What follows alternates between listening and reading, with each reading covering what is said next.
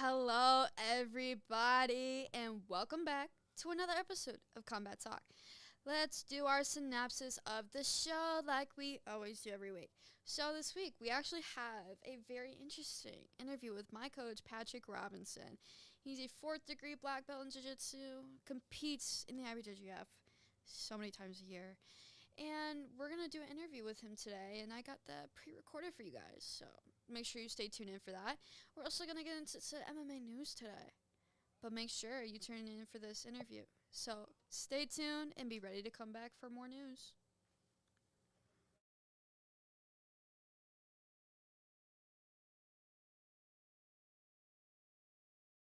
Patrick Robinson. I'm a fourth degree black belt in Brazilian Jiu Jitsu.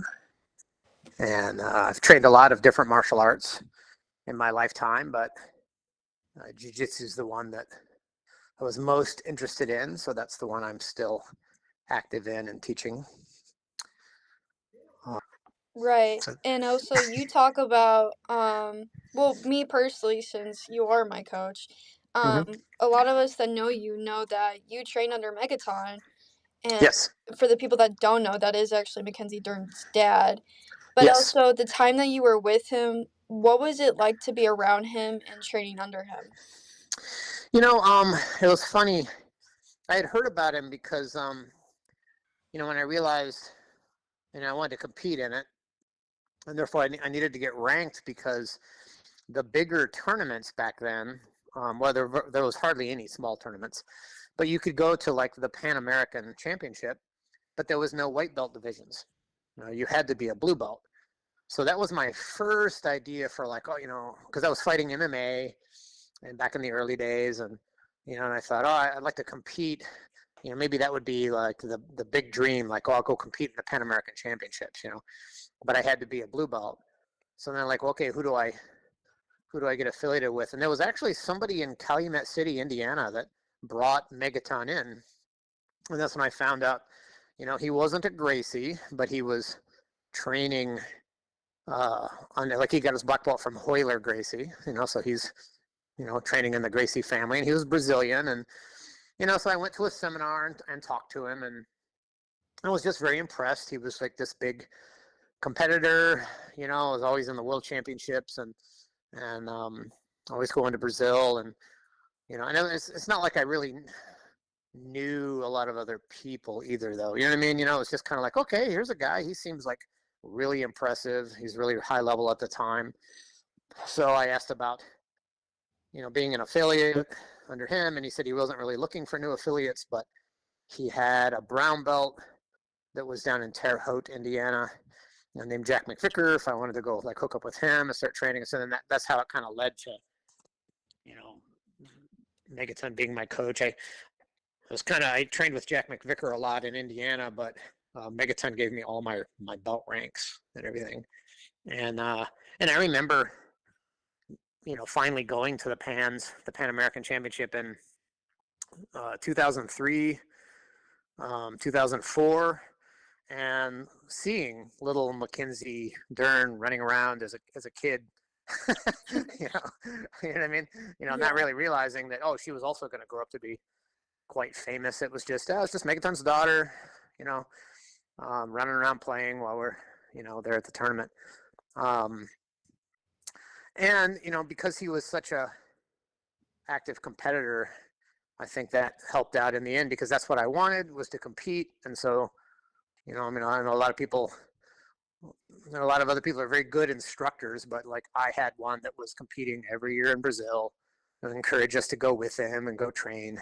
And so I think that it was a smart choice back then, which is funny now. Many years later, I'm not affiliated with that team. Still good friends with him, but now I have to occasionally fight him Yeah. because we're in the same, we're in different weight classes, but same age division. So I've run into him probably 4 or 5 times now in the absolute. One time he moved into my weight class at the nationals. So I ended up fighting him.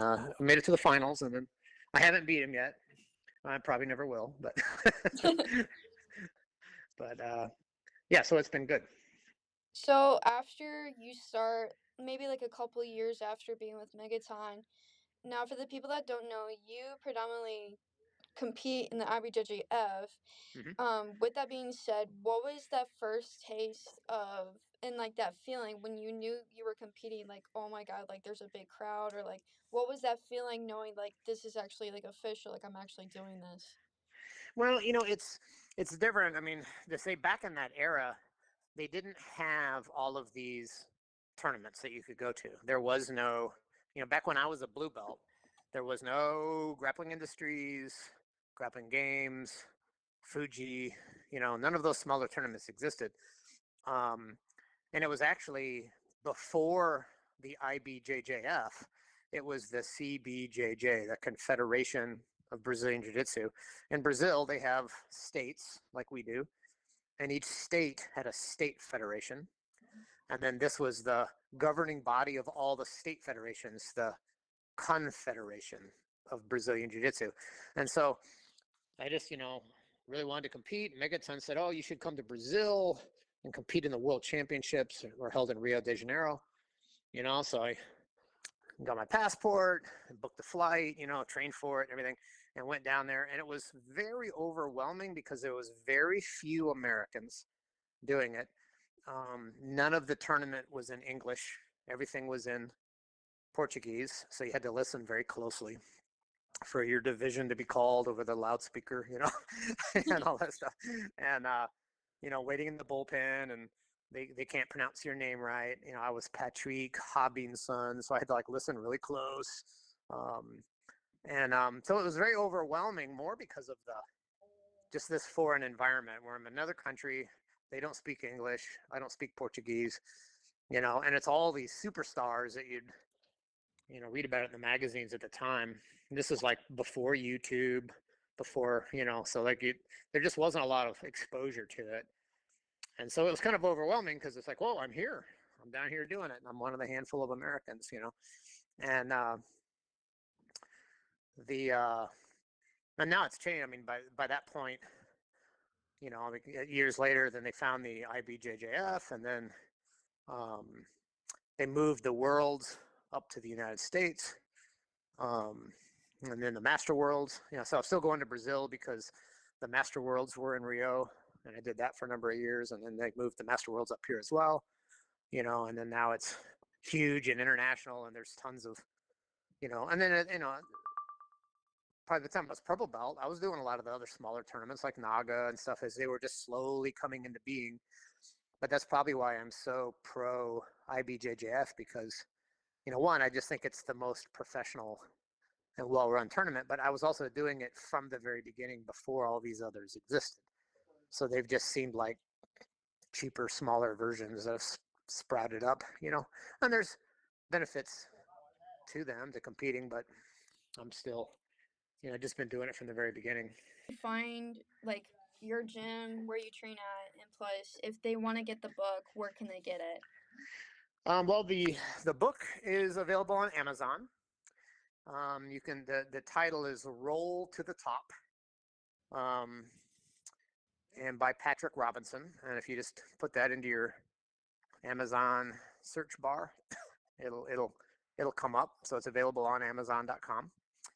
And the my classes I teach at the Valparaiso YMCA.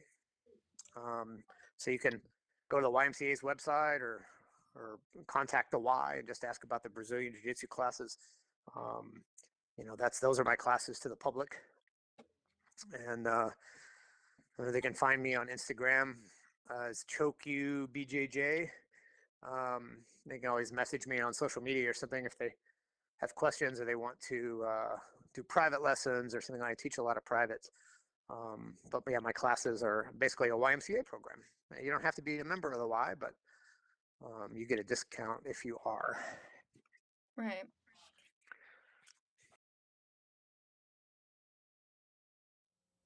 Hello, everybody, and welcome back to Combat Talk. I'm your host, Sophia.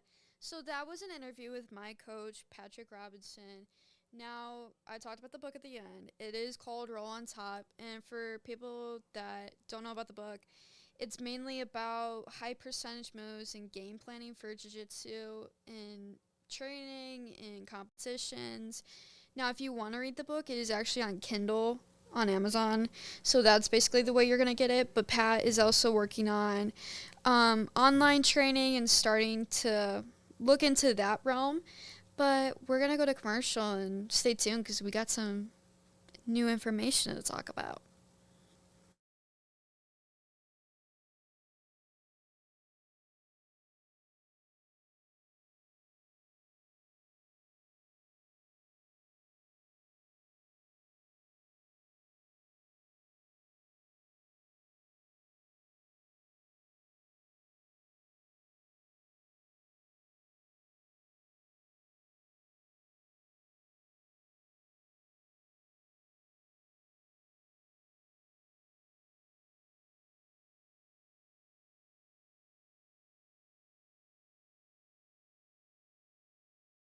Hello, everybody, and welcome back. Now, let's get into our first topic. GFL recently got called out for staging their draft for their teams. Now, for the people that are new and don't know about the GFL, we've actually been talking about this for about a week or two. GFL is a new MMA league for up-and-coming fighters, some people that should be retiring, and fighters that are no longer in Bellator and just need a new home and looking for their new parents, I guess. And also, 50% of the pay-per-view will be given to the fighters and their income. So we actually have the team rosters officially. We're actually going to go through all the teams. So the first team is New York. So all the teams are actually different states. And let's look at this. New York team, the heavyweight guys is Alexei Olnix. I hope I said that right. Probably not. Alan Belcher. Now they're light heavyweights. Vinci St. Preux and Devin Clark. Now, Vinci St. Preux, if you actually been tuning in for a while, he did fight for the UFC, and we actually did cover his fight. So I'm just going to say that. In the middleweights, we have Chris Weidman and Philip Hawes. Now, the crazy thing is, Chris Weidman just retired like a week or two ago from the UFC, and now he's already in this league. I'm like, dude, you don't need to be fighting. You're going to get concussed. In our welterweight, we have Dylan Dennis and Newman Gracie. Dylan, just stop running your mouth. You're going to get beat. Shush, nobody wants to hear about you, and you don't matter. Just saying. Lightweight, we have Kevin Lee and Sydney Outlaw. Kevin Lee will actually be really good. I think a lot of people don't give him credit for being talented, even though he kind of says a little too much, but I think he's improved a lot. However, in the featherweight division, we have Kai Kamaka and Lance Palmer. Don't know too much about those two, so we're going to skip that. Bantamweight, we have Zavad Lazish. Yeah, Zavad. We're going to go with that. Jimmy Rivera. And then we have an interesting women's bantamweight. We have Liana Joja and Holly Holm. Holly will be really good for that, I'm just saying. Then we have Muay Thai fighter and strawweight Meow Ding and Melissa Maya. Atomweight, we have Marissa Messer and Belanchia and B Ninjuan. I wish I said that right. But the other teams, we have a Brazil team, we have a Miami team, we have a Dubai team. And I actually think that's really interesting how... And we have actually, to cut myself off, we have a London team too. So all these teams are really interesting to look at. But if you want to find the teams, you can go on GFL's website and their Instagram. And my thing is, how does Dubai's team have Luke Rockhold? Dude, you're in the U.S. I don't understand that. What made you think that's okay? But hey, and then in the London team, you have Alex Gustafson. Dude, no, just get out of there. And Benson Henderson. How are you in the London team when you're literally in the U.S., dude? I don't understand this. This is, like, complete, utter, like, stupid. Like, what is this? But, it's so dumb. Like, why would you do state teams in Dubai and London? Just literally come to the U.S., or some people are from London and the actual places, stay there. And then we can, like, fight at a certain place and stuff. It makes more sense. Also, we also heard Patty Pimblett might be switching over. Don't know. May not happen. Might be fake news, but Never know. Might happen. Also, there's also is talk about Tony Ferguson versus Dylan Dennis. I don't really think that's gonna happen in my opinion, just because it's two different set of skills and it's two different fighters. Even though that does make a good fight, at the same time, it just doesn't make sense because I feel like Dylan would kill him, even though he hasn't fought for a while. In my opinion, just saying. But Dylan, if you're gonna win that fight, you better be starting training again. So, with that being said, we're going to toss it to our first song, I Love Rock and Roll by Joan Jett. Stay tuned, guys.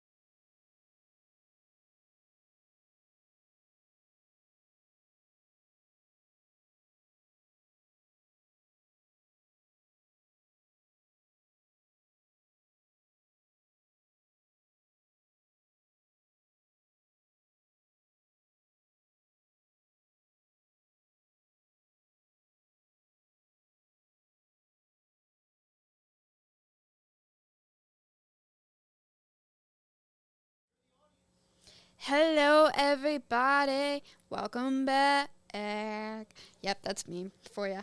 Well, now into our next topic. We actually got some fights to talk about in the UFC that have just been announced. So the first fight that I'm looking at is Kevin Holland versus Nelson at welterweight. That is happening March 22nd in London. The next fight that we have is Alex Pantoja versus Kai Kara France at flyweight, April 12th. Then we have Alex Pereira versus Enclave.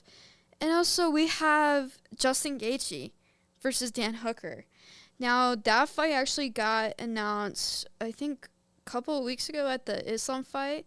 And also another fight that just got announced. Brandon Moreno versus Urseg, March 29th at Flyweight in Mexico City. And that's going to be the headline of Mexico City on March 29th. And also, Diego Lopez versus Yair is not happening that day. If you guys were wondering, if you didn't know, now you know. Now let's talk about this. Alex Pereira versus Enclave. How does that work? It's been a very controversial fight for a little bit. They were supposed to fight each other. Enclave pulled out. He got hurt, I'm pretty sure. But I think Pereira takes that in a heartbeat just because his set of skills is completely different from anybody else. A lot of people are comparing him to John Jones. I don't see it as a John Jones fan, but we all got our opinions, and you guys are not on the radio show, so I don't want to hear it. And also, Justin Gaethje versus Dan Hooker, I think that's going to be a very interesting fight just because they're both such people that get into wars with a lot of people. And if you've seen Justin Gaethje fight, you know it's going to be a bloodbath. And you know Dan Hooker is coming for that shot because he actually did have one of my favorite fights is him against Dustin Poirier. That was back in COVID when you didn't have fans. I'm telling you, if you want to watch a good fight, watch that fight on YouTube or ESPN. And that was the time where there was no fans allowed. So you can literally hear the punches and the cracks of all the punches that land. And it's scary. But it's also cool for the people that train and everything. So I'm not going to spoil it too much if you want to watch it. But I'm just saying, it's a good fight to watch. However, Brandon Moreno, he was talking about retiring a little bit. And then we heard maybe he's going to fight, maybe he's not. But at the same time, does he want to make a title run? We don't know. That's for Brandon to decide. Not me. I'm just the girl that makes the predictions and talks about MMA. I don't do anything else, I guess, in my world that you guys know of. But, what else? Enclave? Will he win? I don't think so. I just don't think he has what it takes. In my personal opinion, I don't think wrestling saves you against Pereira. Because Pereira is just waiting for that perfect shot.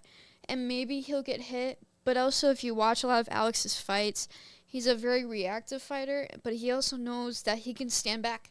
Just take all the shots. And then, boom, bink. You're out. Lights out. To sleep. But Dan Hooker, we haven't seen him fight for a while that I know of. I could be wrong. If you guys want to comment and tell me that I'm wrong, that's fine. But with Dan Hooker, I think he's looking for that fight that gets him to the title. I don't know. I hope he is. But will he? Will he make a title run? I don't think he can. I just don't think Dan Hooker has it in him like Justin Gaethje does. I think Justin Gaethje, when he had the BMF title too, he wasn't as good. But I just think this fight is to prove, okay, who can get to the title faster, who can get there and actually make a run. But I don't know. Oh, up to you guys. If you guys have comments about these fights, please let us know. We'll talk about it on the show next week. Just saying. Also, we're going to turn to a different song. We're going to throw it to the next song, guys. And stay tuned for the next segment, because I think you guys are going to like this. We're going to throw it to the next song. It is Stinkfist by Tool. I hope you guys enjoy.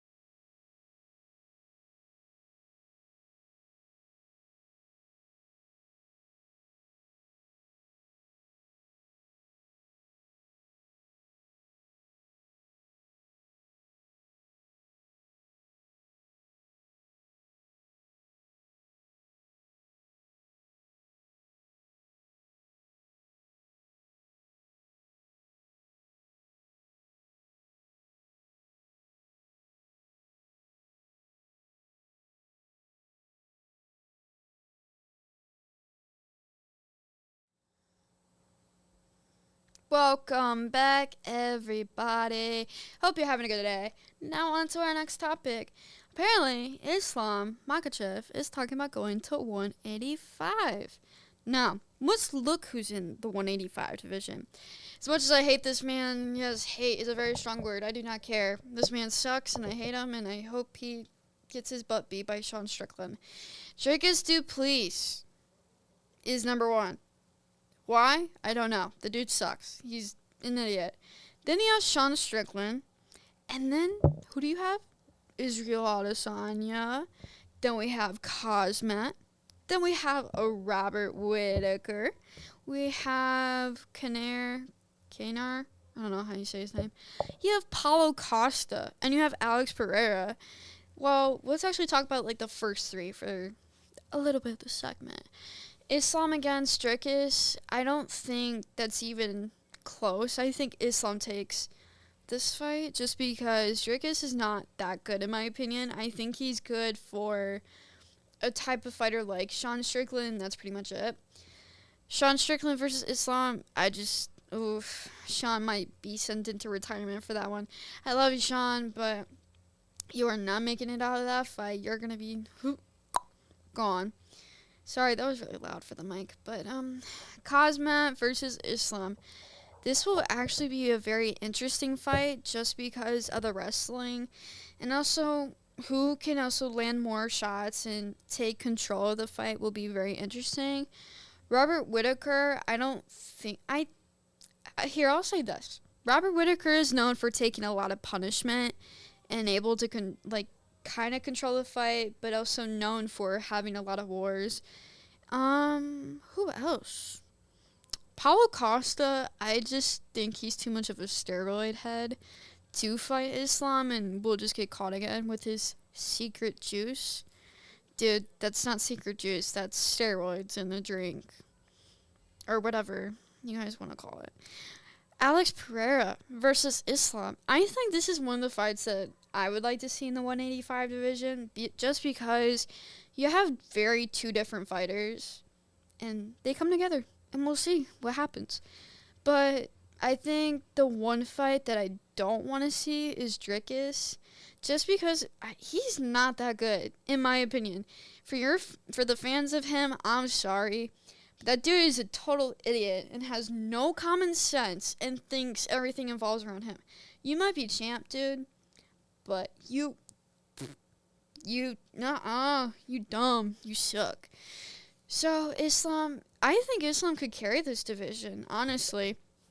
But, with that being said, you guys might argue with that. You guys might think different. Oh, well, I'm the one with the radio show and you're not. So, actually... I want to see what you guys think, because in my opinion, I think Islam could be champ of both divisions, 185 and 170, I think it is. Not 175, but it's 170. So welterweight and middleweight. But let's see if he keeps the title and goes to the division, or if he just lets go of it and goes to another division. But we also see that Islam is very much able to control all the fights that he's in and has not lost. I mean, you can't argue with that. Just say. But I think Islam is going to be one of the guys that you need to watch out for in the 185 division. Does he need to get stronger? Absolutely. I mean, we've seen it with Cosmat. Cosmat is getting totally stronger. He's going up to light heavyweight, I think. I want to say. It's not confirmed, but we'll have to see. But with that being said, we're going to toss it to the next song, because why not? We got Them Bones by Alice in Chains. Make sure you stay tuned, guys, because we got some more interesting things to talk about. Bye, guys.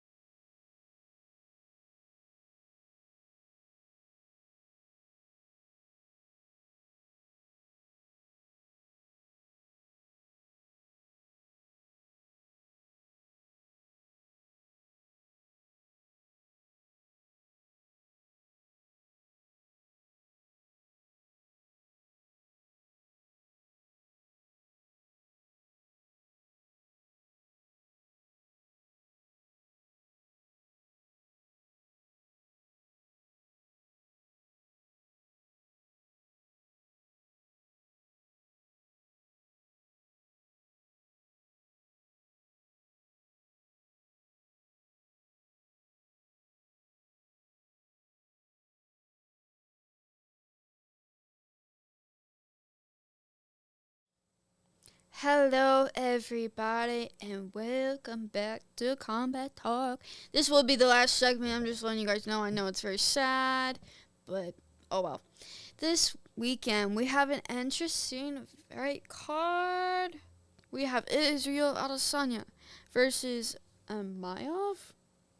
I think that's how you say his name. Don't really care. But then you have a co-main event of Shirat Momagomedov versus Michael Page. I think this card is kind of stupid, in my opinion. I'm sorry. Israel, it's going to be hard for him to get back on top just because he hasn't really fought in a while. In the last fight that he had, I'm pretty sure, didn't really go out in his way.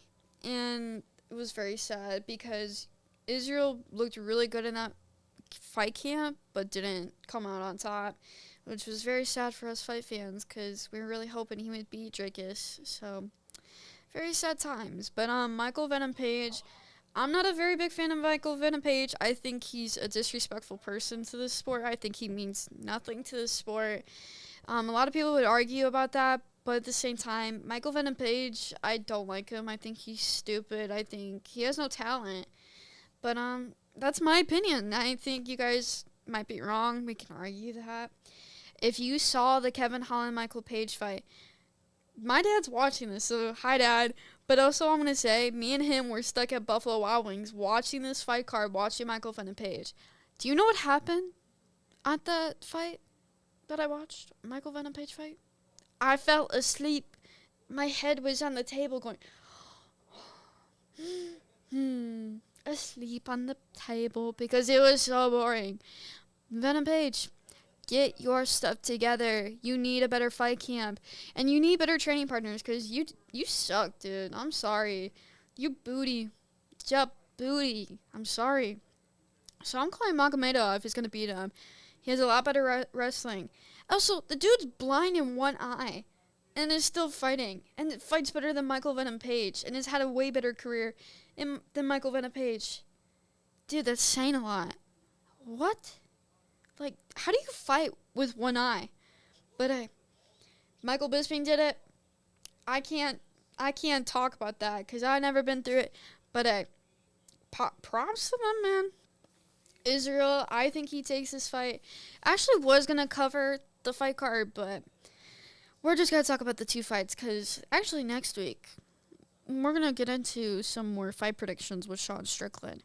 But with Israel, I think he takes it. Watching film on Amayov, I think that's how you say it. I probably screwed that up. That dude fought Jared Canair. That was a bad fight, guys. I'm not gonna lie. It sucked. It was so bad. This dude has no defense. Where is your defense? If I am hitting you and we're fighting, you should be able to have your guard up, but you don't. The dude does not know how to take defense. Sorry, guys. Does not have defense for knees, elbows, and does not know how to get out of the clinch. What? What is that? As a fighter, you should be well-rounded, and you should know what to do when you're stuck in a position that you should not be in. It's not a comfortable sport. You should never be comfortable, but I'm also going to say you should be constantly fighting, constantly moving to control the fight. And also, if you're trying to win that fight, why are you just standing there doing nothing and just reacting to everything? My personal opinion, there are good reactive fighters, but he's not one of them. He sucks. So this dude is going to get his butt handed to him. Like, personally, if you're, okay, imagine this. You're standing on the cage, and you're just sitting there doing nothing. And someone's got underhooks on you, and they're just holding you still, and you could probably get out of it. You're going to take that chance and just sit there? I don't think so. Had to take that moment for the mic, guys. But Israel, please win. I'm hoping. We need you to come back and be that champ. Please come back. We need you. Top 5. We do. I need you to win this, please. So, we're going to end a little early today. I'm sorry, guys. We're going to go into our last song, Prayer by Disturbed. I'm your host, Sophia, and that was this episode's of Combat Talk. Make sure you tune in next week because we got some fight predictions all lined up just for you guys. And if you guys want us to talk about anything, leave it in the comments down below, and we will talk about it next week. Bye, guys.